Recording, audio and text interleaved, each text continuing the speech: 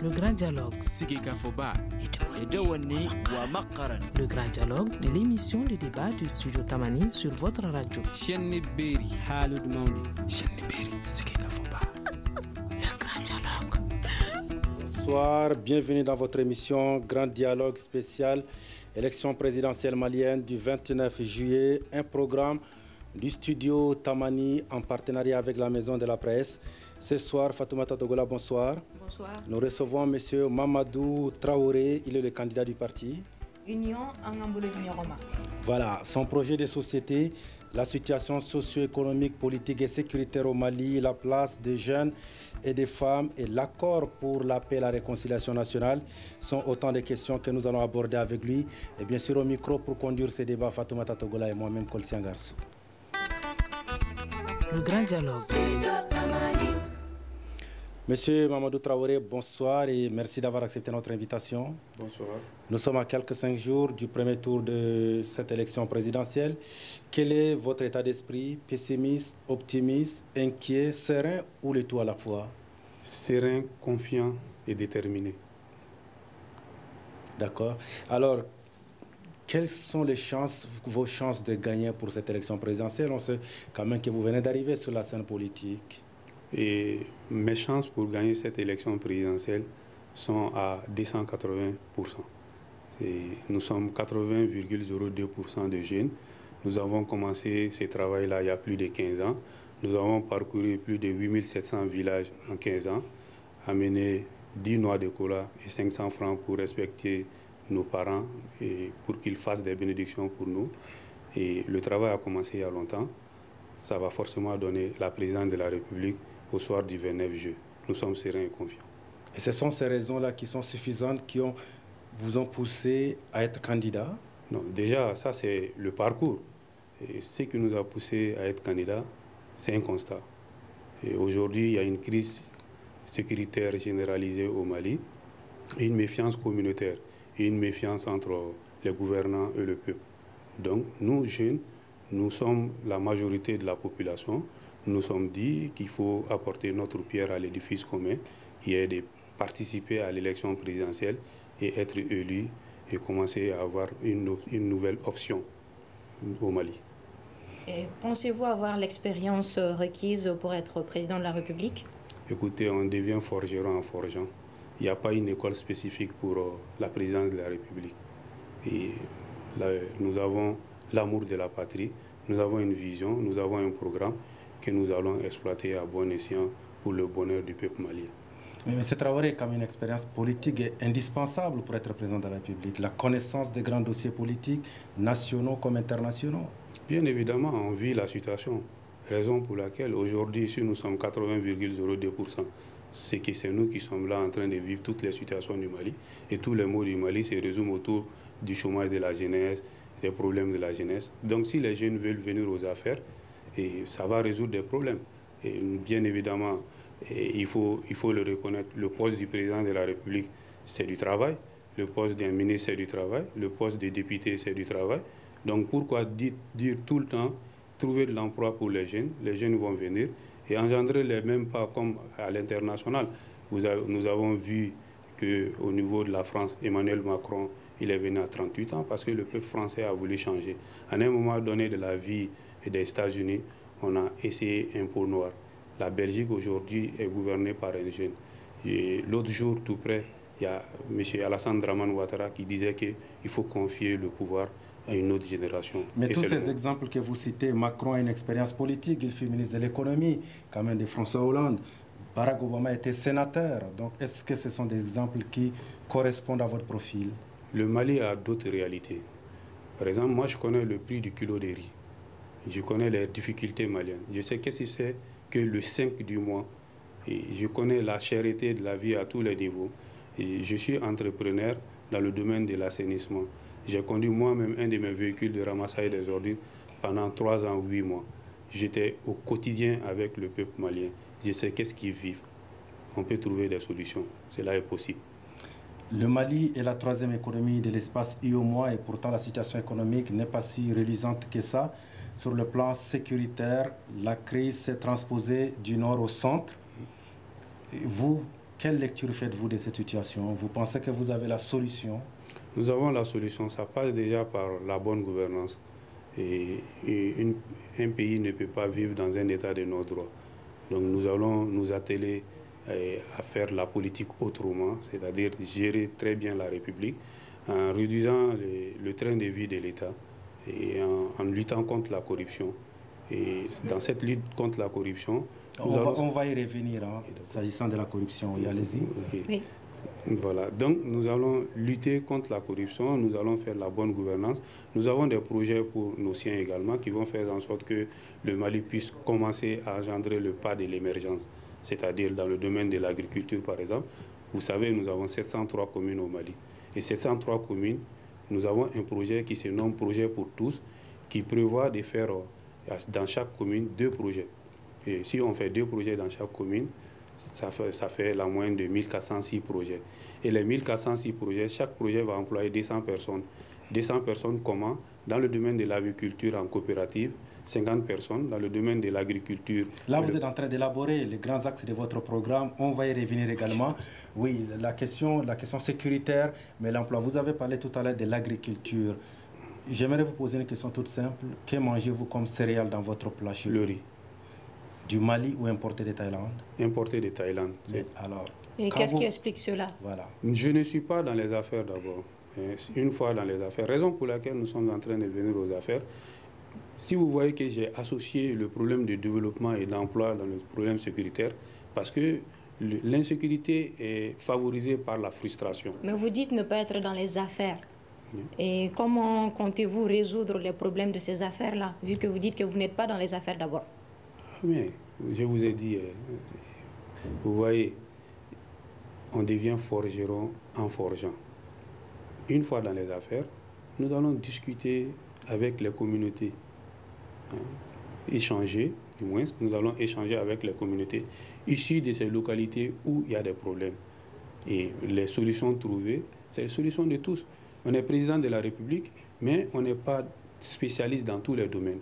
On échange avec les populations, on prend les préoccupations des populations, les solutions données par les populations, et ces solutions-là qui sont les solutions de tous. Vous êtes attelé sur les projets d'agriculture. Et concernant la santé? Je vais en venir. La santé me préoccupe très très fort.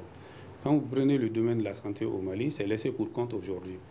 Et déjà à la néonatologie, les enfants de 0 à 5 ans, 80% meurent pourtant ça peut être évité. Maintenant, nous, dans le domaine de la santé, nous allons équiper les structures sanitaires. Nous allons, mon gouvernement et moi, nous allons nous soigner au Mali ici. Et une part de mon fonds de souveraineté sera mis à la disposition des accidentés de la circulation routière et des nouveau-nés. Déjà, dans ce domaine-là, nous comptons améliorer la condition de vie des médecins. À notre époque, les médecins ne vont pas aller en grève pour 45 jours. Mais tout ça est facile à dire qu'à faire, non, M. Traoré? Je ne pense pas. C'est plus facile à faire qu'à dire, parce qu'il faut le vouloir. Et dans toute chose, on appelle volonté politique. La volonté politique, c'est l'amour de sa patrie. C'est vouloir le faire. Quand on veut, on peut. Moi, je reviens sur le côté agriculture. Vous avez dit que vous mangez du riz importé de Thaïlande. Est-ce qu'aujourd'hui, en tant que candidat à l'élection présidentielle, vous êtes fier de cela? En quoi est-ce que vous contribuez, étant d'abord citoyen malien, à l'amélioration des conditions des cultivateurs maliens, par exemple? Vous devez commencer d'abord par consommer le riz du Mali. On sait que le Mali dispose d'énormes potentialités agricoles. Pourquoi accepterez-vous de manger du riz importé de Thaïlande? Le riz malien n'est pas de bonne qualité? Non, non. Le riz qui se trouve sur le marché, c'est ce que tous les Maliens consomment. Mais il y a du riz quand même qui vient de l'Office du Niger. On consomme tout. Je consomme du thau. Le maïs, c'est d'ici, c'est de notre cultivateur ici. Je consomme les oignons, c'est d'ici. Je consomme également les tomates, c'est d'ici. Donc, nous sommes en train d'aider nos populations à pouvoir survenir aux besoins et à travers ce qu'ils font déjà dans les champs. Maintenant, j'étais là en train de dire que nous avons un projet pour la République dans le domaine de l'agriculture. Ça va faire peu de frustrés. Le Mali est un vaste territoire et un pays d'agriculture par excellence. Maintenant, j'avais dit que nous avons 1406 projets et chaque projet allait employer 200 personnes. Ça fait la moyenne de 281 200 personnes employés sur l'étendue du territoire national. Kidal est une commune, Kidal aura sa part, Kéba est une commune, Kéba aura sa part. Donc il faut une équitabilité dans la gestion des ressources de l'État. À part ces projets-là, quels sont vos autres axes de projets de société? Il y a le désenclavement, les réseaux ferroviaires, il faut prendre compte, il faut accentuer ça, il faut développer, il faut faire en sorte qu'on puisse avoir des rails d'ici la Côte d'Ivoire par exemple, pour le Burkina. Il faut agrandir les routes partout. Il faut également lutter contre l'impunité dans la gestion de l'État. Maintenant, nous avons également un projet pour la jeunesse, c'est l'industrialisation. C'est également se balancer dans le domaine du panneau solaire, essayer de faire un vaste réseau de panneaux solaires. Le Mali bénéficie d'un ensoleillement riche, donc nous pouvons utiliser ça à bon escient. Et comment comptez-vous faire cela? C'est des panneaux solaires qu'on va faire, les panneaux photovoltaïques comme les cas du Maroc par exemple, qu'on va faire ici. Mais le Maroc est un pays stabilisé quand même. Hein. Le Mali va se stabiliser sous notre époque. Il faut commencer quelque part. Ça commence toujours par 1.0 pour arriver à 1.10 ou 20. Mais comme il a dit, le Maroc est un pays stabilisé, on n'a pas les mêmes réalités. Donc dans ce cas, comment est-ce que vous allez procéder à cela? Vous savez, il y a un mot qu'on dit en Bamanankan. On ne peut pas refuser de laver ses yeux parce que c'est cassé. Donc, nous avons de la volonté. Le Mali a des ressources humaines énormes qui peuvent surmonter des situations. Nous, jeunes du Mali, à travers ma candidature, nous allons faire la politique autrement. La politique mensongère, nous ne sommes pas là-dedans, raison pour laquelle nous sommes en train de donner des chiffres qui peuvent être réalisés. Quand vous dites nous jeunes, vous vous considérez comme le représentant exclusif de la jeunesse malienne pour cette élection présidentielle? Bien évidemment, j'ai 37 ans. Et vous avez parlé de la place de la jeunesse. Où est la place des femmes dans ce cas, dans votre programme? Quand on dit jeunes, déjà, nos mamans nous suivent. Et vous le savez, la tradition malienne fait qu'on se préoccupe des jeunes. Quand on dit jeunes, nous sommes du côté de nos mamans. C'est de trouver des petits métiers pour nos mamans également dans les fins fonds du Mali, pas que dans les grandes agglomérations, dans les fins fonds du Mali pour qu'elles puissent trouver de quoi survenir aux besoins de nos petits frères et de nous-mêmes. Mais quand vous dites petit métier, ça veut dire quoi? Vous estimez que la femme n'a pas de capacité d'occuper d'autres fonctions, par exemple, même en milieu rural? Je vous ai dit dans le fin fond, n'oubliez pas qu'au Mali, nous sommes à près de 69% de non scolarisés. Donc quand on veut trouver des métiers, il faut aller sur la base de nos réalités. Raison pour laquelle on parle de ces petits métiers. Maintenant, pour celles qui sont scolarisées, il faut trouver un quota pour elles. Dans la fonction publique, par exemple, nous proposons aux femmes un quota. Nous proposons aux femmes un quota dans le gouvernement.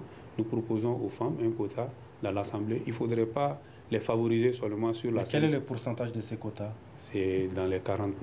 Mais ne pensez-vous pas qu'il faudrait essayer d'élever le taux de scolarité des femmes et des filles dans ce cas?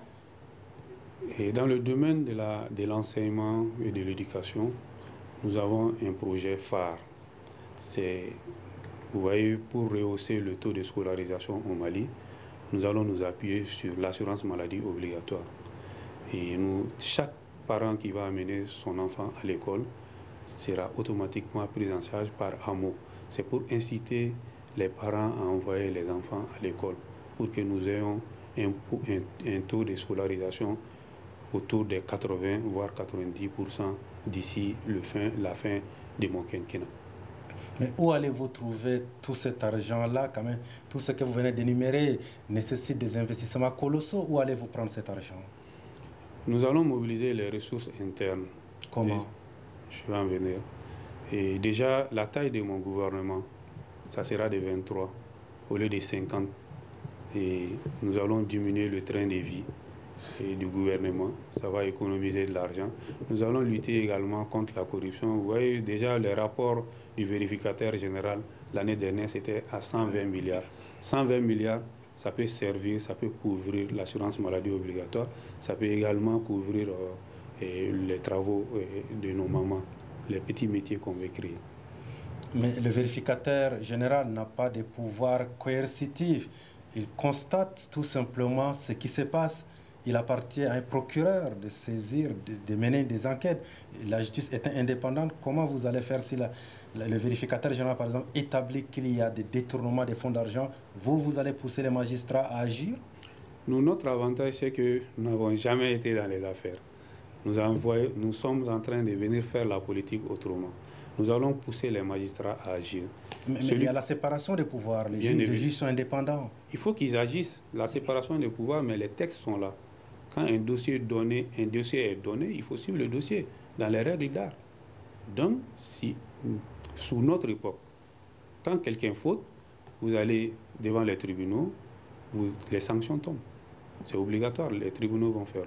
Et comment comptez-vous faire cela, vu que les magistrats aussi parlent de partir en grève?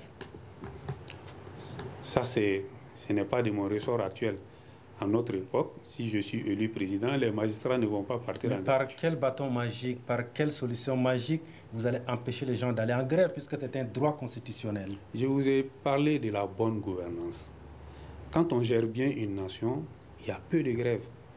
Quand chacun gagne son compte, il y a peu de grèves. Donc mais il y a grève quand même. Peu, oui, mais il y a grève quand même. On ne peut pas, il n'y a pas de risque zéro dans toute chose. Je ne peux ne pas dire qu'il n'y aura jamais de grève sous notre ère. Non, non, non.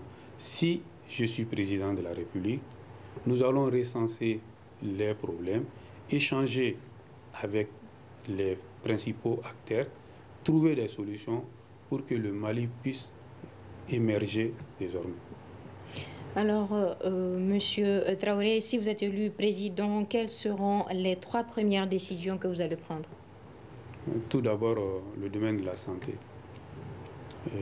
Mon fonds de souveraineté, je prendrai une bonne part là-dedans pour mettre à la disposition des urgences sur toute l'étendue du territoire malien.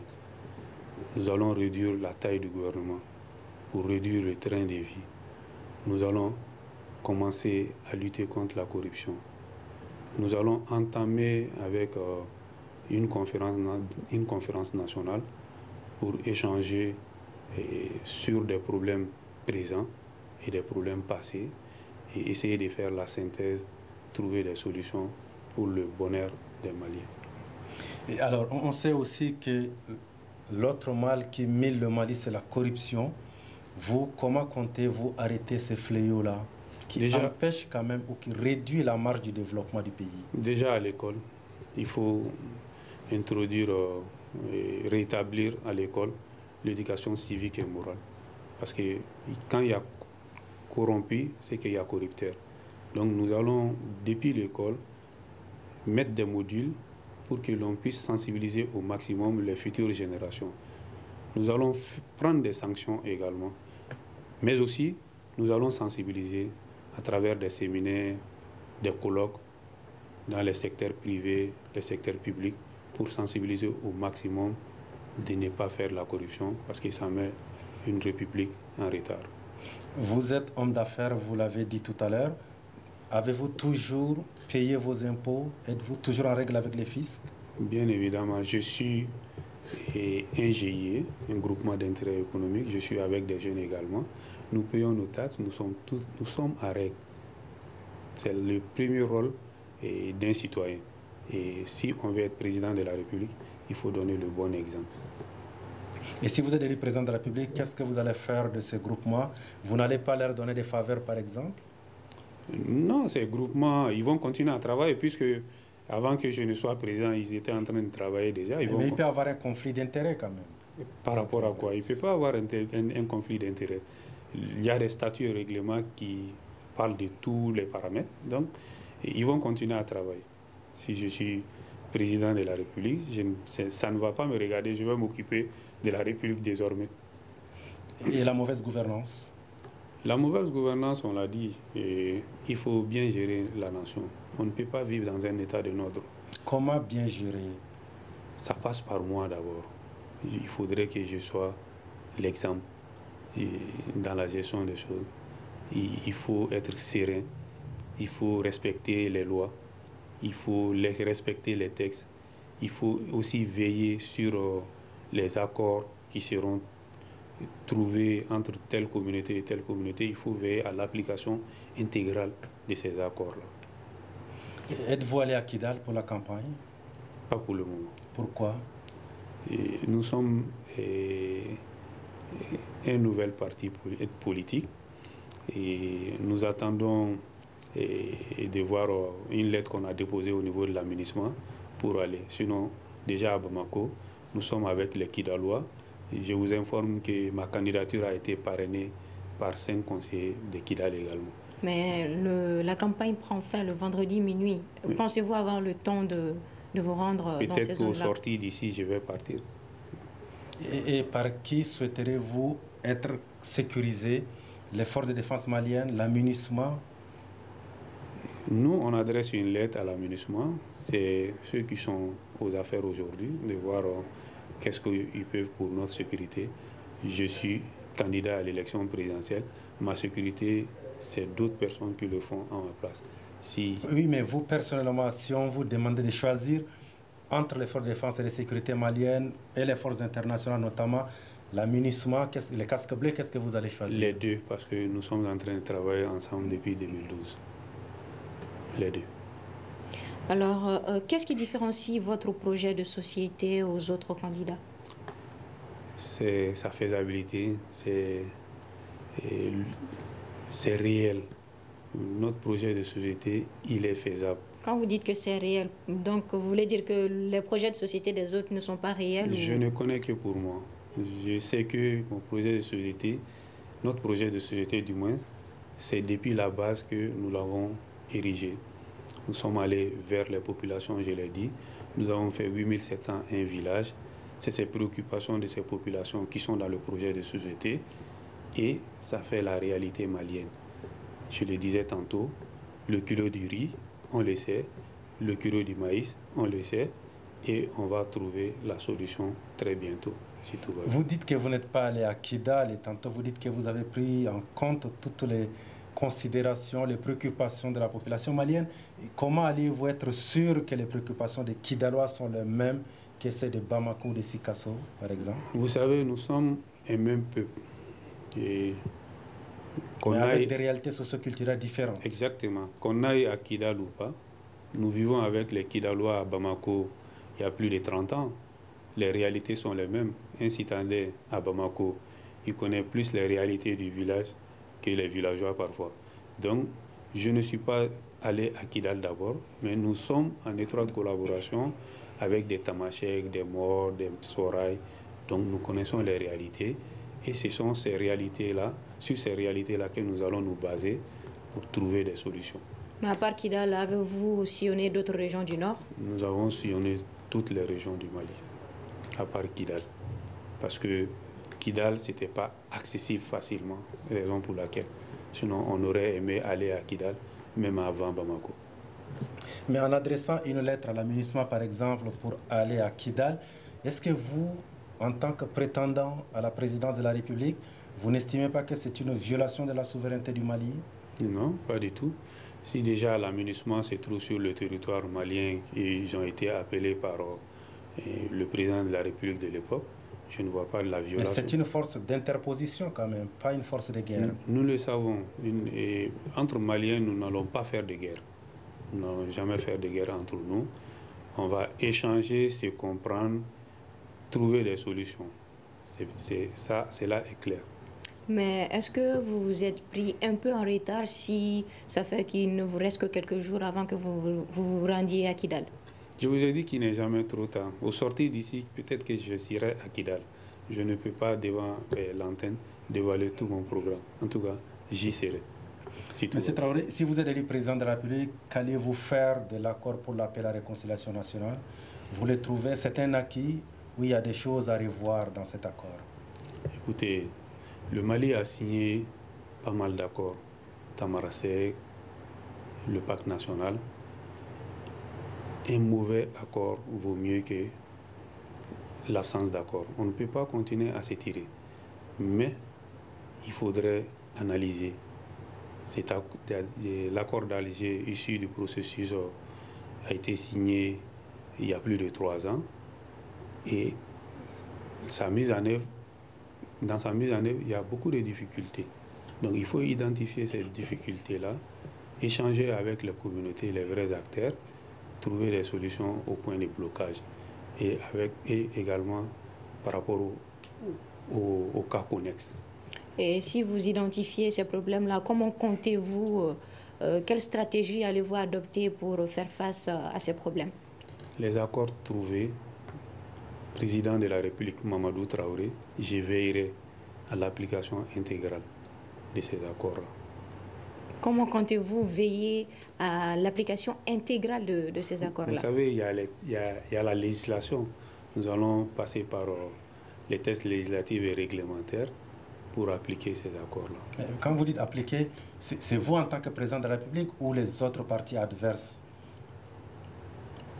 Reprenez la question. Pour appliquer cet accord, il faut que le gouvernement applique ce qui le concerne, les autres partis également. Et quand vous dites vous, c'est en tant que président de la République ou vous allez mettre tout le monde d'accord à forcer les gens à mettre en place cet accord? Non, j'ai dit qu'on va échanger. Nous allons échanger et trouver des solutions. Ça veut dire que toutes les parties sont là. J'ai déjà dit que nous allons discuter, nous allons échanger lors d'une conférence nationale que je ferai organiser dès les 100 premiers jours. Nous allons entamer dès les 100 premiers jours la démarche d'organisation d'une conférence nationale pour échanger avec les vrais acteurs, avec les acteurs et les belligérants issus de ces localités-là et de ces communautés-là, trouver des solutions. Et ces solutions trouvées, moi, président de la République, je veillerai à l'application intégrale de ces accords-là à travers les textes législatifs et réglementaires. Et que voulez-vous dire à travers, vous allez avoir une rencontre, une conférence d'entente avec les vrais acteurs? Vous savez, on le dit en Bamana, c'est-à-dire on ne peut pas raser la tête d'un individu en son absence. S'il y a problème à Mopti, c'est la communauté qui vit à Mopti qui peut nous recenser les problèmes et nous proposer des solutions, bien évidemment avec le concours de nos amis, des amis du Mali et de l'État. Il y a déjà eu une conférence d'entente nationale. Donc voulez-vous dire qu'il n'y avait pas les vrais acteurs?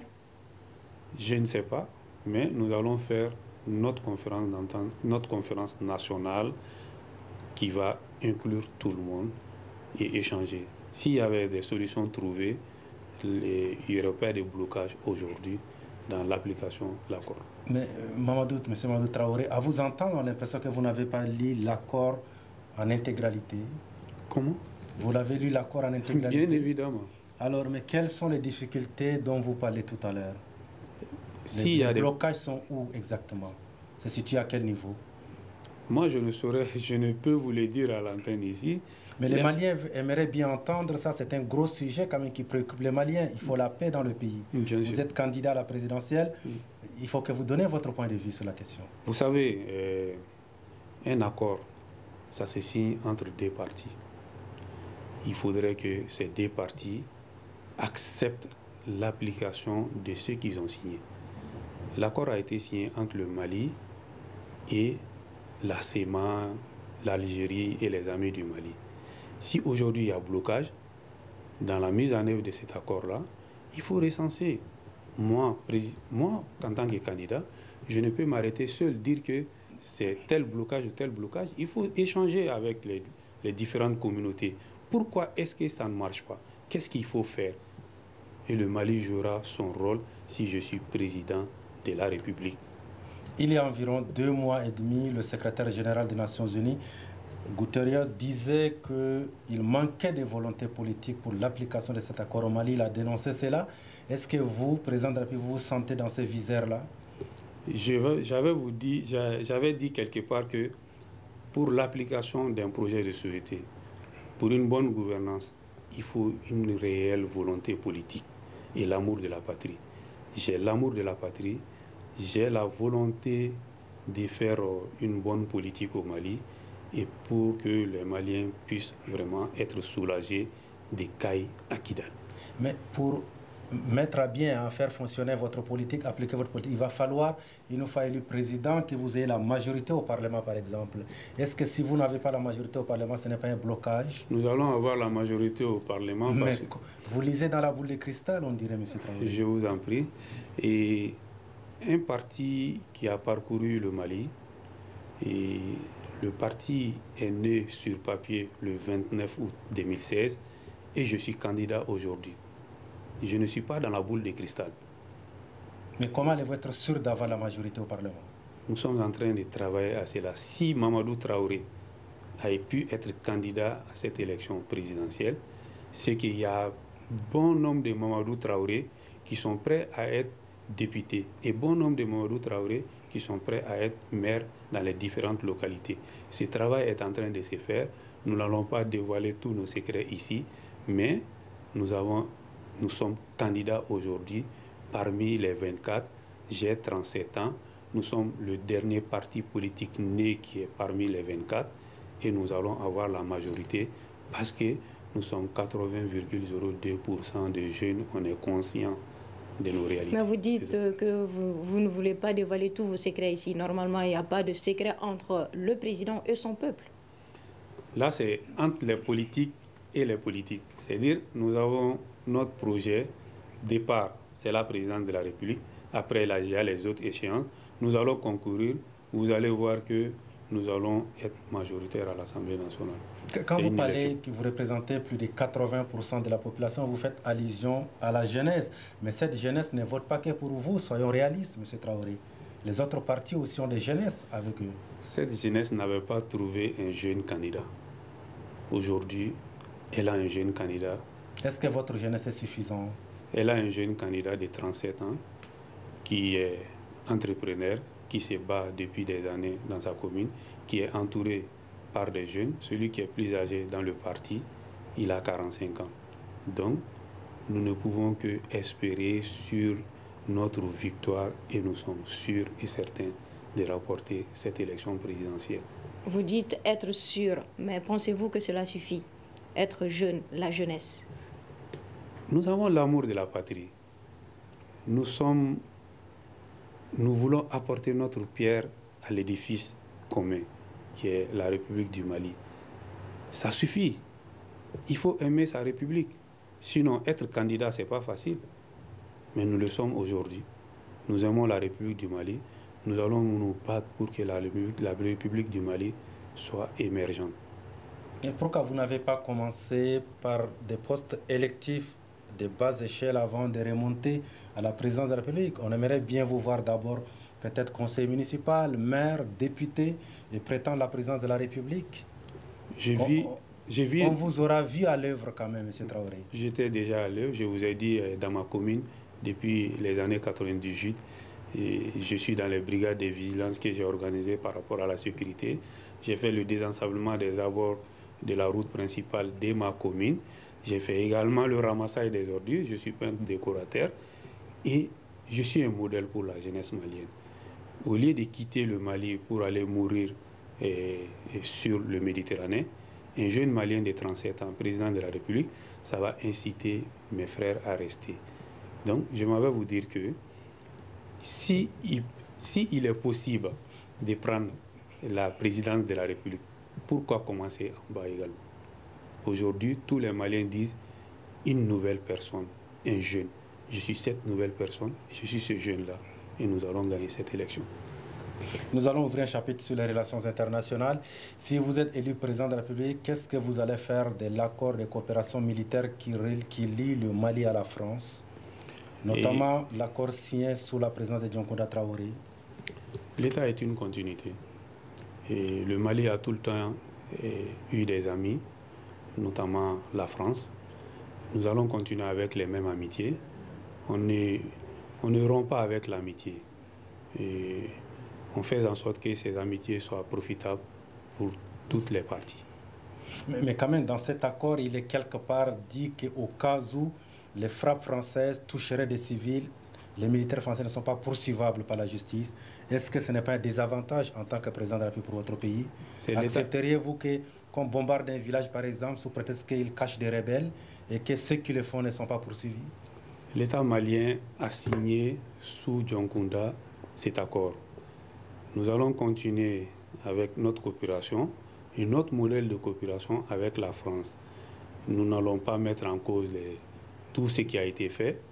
Nous allons continuer avec la coopération tout naturellement avec la France. Et pensez-vous bénéficier d'un traitement de l'information équitable avec les médias? Non. Avec les médias... Pourquoi? Quand vous dites non? Et peut-être que parce que nous sommes un nouveau parti et nous sommes jeunes également. Et au niveau, comment dirais-je, de l'ORTM, ce n'est pas donné à tout le monde d'avoir ces spots à la télé. Donc les informations ne sont pas à notre portée. Et on va aux informations très souvent, mais on n'a pas les informations. Mais vous avez un temps d'antenne quand même dans les médias publics. Oui, c'est de 5 minutes.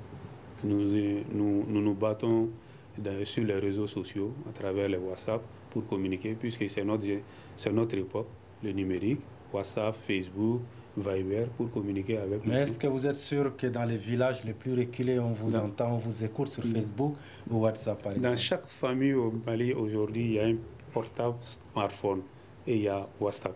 Et dans les régions éloignées, comme par exemple Kidal, Ménaka, là où il y a des problèmes même de réception avec les téléphones, à plus forte raison Internet. Donc, pensez-vous que vos messages touchent la population de ces localités-là? Nous avons communiqué au téléphone avec les Kidalois. Ça, moi, je ne le sais pas. Nous avons communiqué au téléphone avec les Kidalois. Mais souvent, ils utilisent des téléphones satellitaires quand même dans le désert. Ça, je ne le sais pas. Communiquer au téléphone et avoir Internet, c'est un peu différent. Vous savez, au Mali, nous avons une tradition, c'est de bouche à oreille. Et c'est cette tradition-là que nous avons appliquée depuis plus de 15 ans, avec nos 10 noix de cola et nos 500 francs chez nos parents. Déjà, on avait déjà commencé le travail. Aujourd'hui, c'est la campagne. Mais une élection, ce n'est pas que la campagne, c'est la pré-campagne d'abord.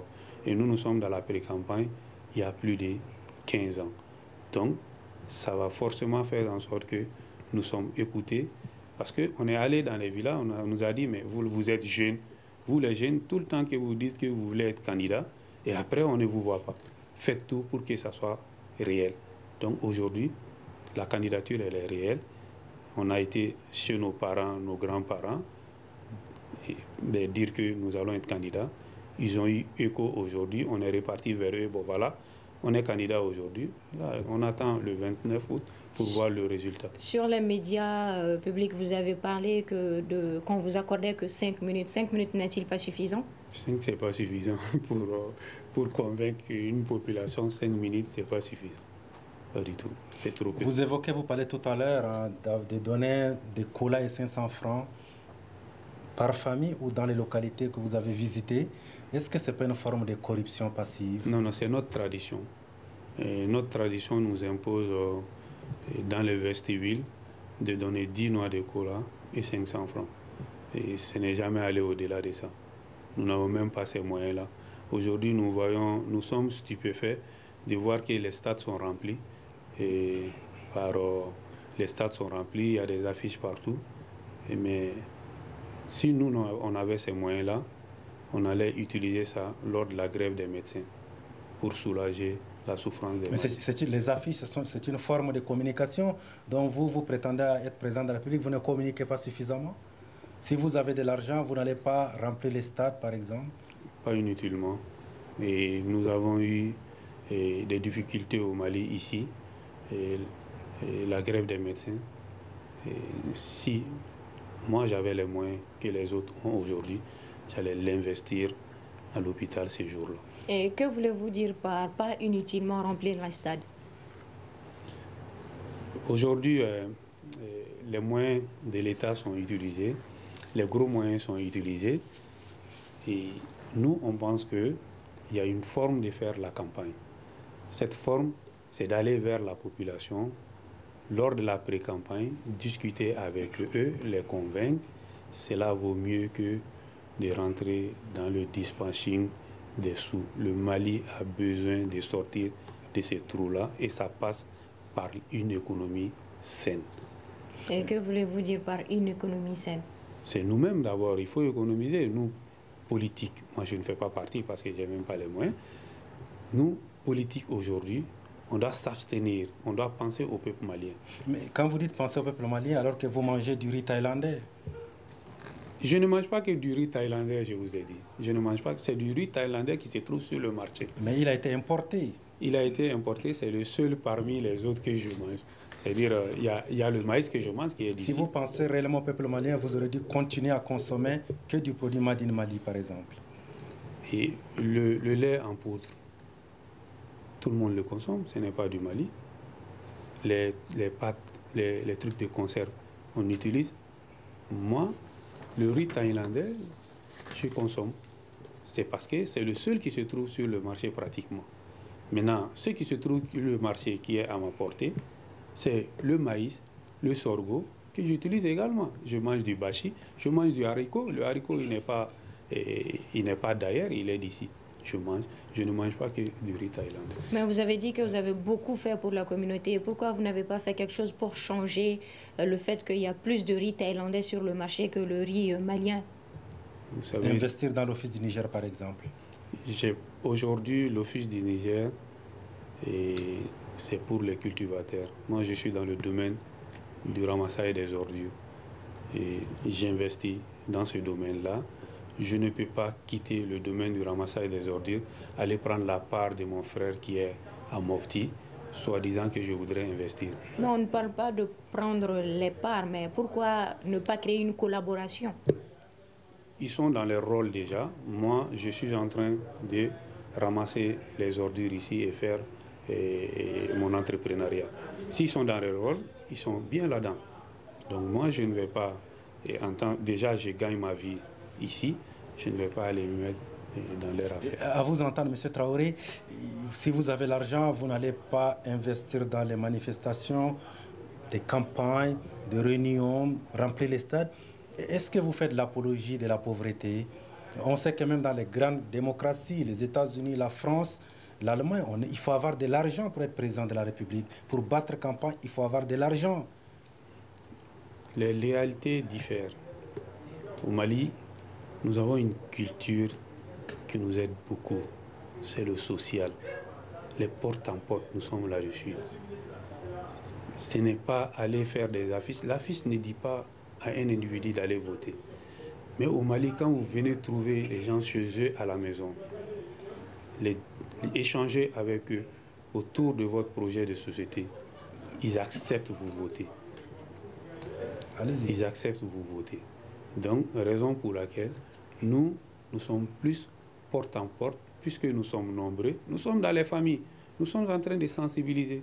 Et vous allez voir le résultat au soir du 29 juin. On n'est pas en train de rêver. Mais quand vous dites que vous n'allez pas investir dans les affiches, vous êtes dans le porte-à-porte, mais il y a de ces régions où vous n'avez pas été. Mais eux, pourtant, ils ont eu la possibilité de voir des affiches d'autres candidats, mais pas votre affiche.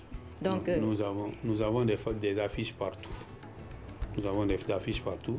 J'ai dit qu'au lieu de mobiliser les grands fonds pour les stades, si j'avais ces moyens-là, j'allais l'investir lorsque les médecins étaient en grève pour 45 jours au Mali. C'est ce que j'ai dit.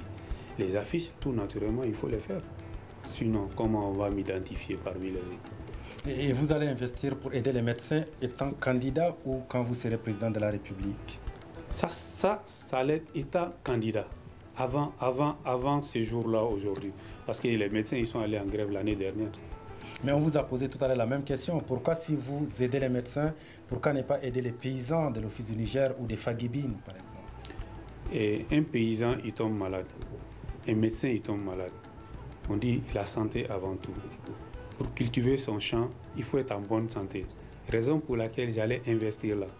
Pour que mon parent de Nyoro, mon parent de Mopti, mon parent de Kai et du Mali en général, puisse avoir la bonne santé et aller cultiver son champ. On sait qu'au Mali, le ministère de l'Éducation est celui qui a englouti le plus gros budget de tous les ministères. Et pourtant, l'école malienne va mal. Vous, quelle est la solution à ces problèmes si vous êtes élu président de la République? Nous allons revaloriser l'école publique. Comment? Nous allons faire des nouvelles classes. Nous allons faire un recrutement massif des enseignants. Nous allons également faire la formation continue des enseignants. nous allons adapter la formation au Mali, à nos réalités, parce qu'il ne faut pas aller à l'école et venir faire du thé à la maison. Et nous allons, comme je l'ai dit, mettre l'amour, assurance maladie obligatoire à l'école pour inciter les parents à envoyer les enfants à l'école pour diminuer le taux de non scolarisés. Et le chômage? Le chômage, on l'avait déjà dit. Nous avons dit qu'il y a 703 communes. Parce qu'il ne faut pas se tromper. Au Mali, nous sommes 69% de non scolarisés. Le chômage, ça touche ceux qui sont scolarisés et ceux qui ne le sont pas. Raison pour laquelle nous nous sommes axés sur le domaine de l'agriculture que j'ai cité précédemment. Et à Bamako, par exemple, et dans les grandes agglomérations, ceux qui sont à l'école, dans mon domaine, le domaine de l'assainissement, Bamako environ, nous avons à peu près 4 millions de ménages. Et les 4 millions de ménages payent la moyenne de 2500 comme frais de ramassage des ordures. 4 millions fois 2500, ça fait 10 milliards. Et 10 milliards fois les 12 mois de l'année, ça vous fait 120 milliards. Avec 120 milliards, nous allons créer des unités de recyclage des ordures qui sera gage récupérateur de d'autres formes de chômage.